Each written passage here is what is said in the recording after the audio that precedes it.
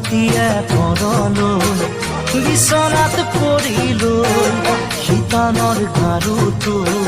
বুকুত খাবতিলৈ ৰাতিয়ে পৰলৈ